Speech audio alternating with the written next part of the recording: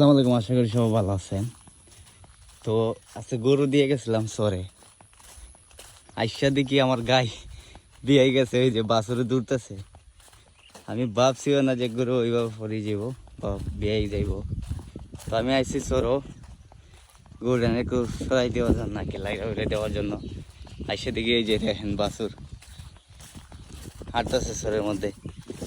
আমি তো অবাক, এটা মনে বোধ আগেও পড়িছে। আমি সকালে দিয়ে গেছি, এই যে এই জায়গার মধ্যে গরু দিয়ে গেছিলাম সরের মধ্যে, ঘাস খাই এই জায়গার মধ্যে। যে দেখা বাসর দিছে মাসাল্লাহ। তো আগে কিছু দিয়েছেন দেখে বাসর তো আপনার মাইয়া বাচ্চা দিছিল, আর এই কেসে দিছে আপনার ছেলে।